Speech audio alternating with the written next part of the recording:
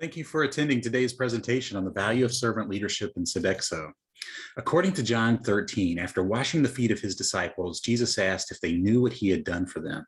And Jesus declared that he had given them an example, that they should also serve others. A quick introduction, my name is Jeff Doolittle, and I have more than 20 years of experience working with frontline to C-suite leaders on leadership development strategy, execution, and coaching and assessment.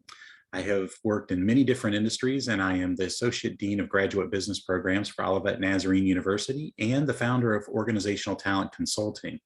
Also, I am currently writing my dissertation on Breaking 10 Leadership Bad Habits, a field guide for how business executives can achieve both personal and professional success and significance. And it is my hope that this viewpoint presentation provides some valuable, helpful insight to help you make better decisions. The complex and globally diverse modern workplace desperately needs a new leadership approach. 2020 was a year defined by increased civil unrest and division, and it is no longer acceptable for corporate leadership to be blind to their followers' needs in the communities where they live and work. Modern leaders are struggling with leading a complex workforce in today's digital marketplace, and people are looking for leaders who understand and help remove barriers that impact their own needs. My premise from a synthesis of the research literature is that servant leadership, an emerging 21st century leadership theory, provides solutions for today's dilemmas. There are several constructs of servant leadership, and there's no one single definition of leadership. Patterson identified 7 core virtuous dimensions of a servant leader that go beyond the behaviors of servant leadership. They are love, humility, altruism, vision, trust, empowerment, and service. And Patterson also suggested that servant leadership is about doing good for others according to moral principles. So what about the fit of servant leadership within a multicultural workforce? This table provides a snapshot of the dimensions of servant leadership and how they relate to different world areas and cross-cultural concepts. Servant leadership is aligned with the humane orientation found in 8 of the 10 different world areas as defined by the Globe Study, which is the seminal study of leadership and culture. For example, Ubuntu is a South African moral worldview with similarities to the concept of love. Tao, which originated from a Chinese philosopher in 604 BCE, advocated for a life free of complexity centered on love. The point I'm trying to make is that the different dimensions of servant leadership are not just associated with only one part of the world. Servant leadership is not a Western-only concept.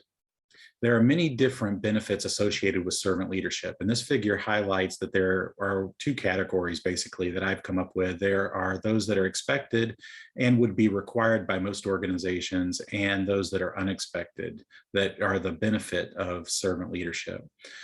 Now, Patterson suggested that servant leadership creates intrinsic motivation in the followers, and higher levels of intrinsic motivation cause people to do more and results in higher performance. A positive link between higher levels of employee intrinsic motivation and work productivity has also been found. Intrinsic motivation is a moderating factor in employee engagement, independent of a leader's style, and it should be emphasized within organizations because it increases motivation. Additionally, increased productivity and expected behaviors of servant leadership, there are employees' discretionary effort, also known as organizational citizenship behavior. Now, discretionary effort is considered the penultimate type of performance in an organization. Organizational citizenship behavior contributes to an organization beyond the formal requirements of the job. Now, consider there's 2 employees walking down a hall. Neither of them have a responsibility to pick up trash when they see it, but they both see a piece of paper on the floor, and one of the employees stops to pick it up. That act of picking it up is an organizational citizenship behavior. It's a discretionary effort that benefits the organization, and that is some of the benefit associated with servant leadership. Sodexo began in 1966 in France as a family-run business with a focus on people and service, which integrated into the company mission statement, values, and ethical principles that remain in place today. As of 2019, the company employed 470,000 employees across 67 countries, serving 100 million different customers each day. Servant leadership definitely creates significant organizational value in achieving strategic goals, even within these complex, modern, for-profit global organizations such as Sodexo. Sodexo has many different accolades and strong business case representing excellent financial performance and leadership, including being the #2 organization among Fortune Magazine's 2019 Most Admired Companies in its sector and the #1 organization in the categories of innovation and social responsibility. While Sodexo does not have an explicit statement of servant leadership, the organization's mission and leaders definitely align with the sphere's servant leadership characteristics. According to Sodexo, everyday moments impact the lives of employees, customers, and communities, which is a central theme of servant leadership that others focus. And according to Sodexo, employees are the first to benefit from its mission to improve the quality of life. Sodexo measures quality of life as the employee's physical environment, health and well-being, social interaction, recognition, ease and efficiency, and personal growth. Sodexo considers the lifestyles of their employees and globally encourages work flexibility to promote improved performance for clients and customers.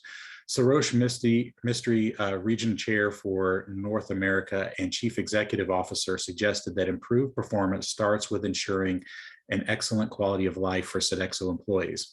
And Sylvia, the Chief Growth Officer, humbly stated, "I am learning that to be a CEO is to be a servant."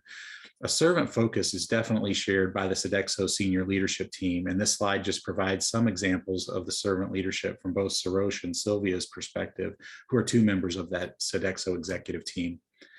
The complex and globally diverse workforce desperately needs a new approach to leadership.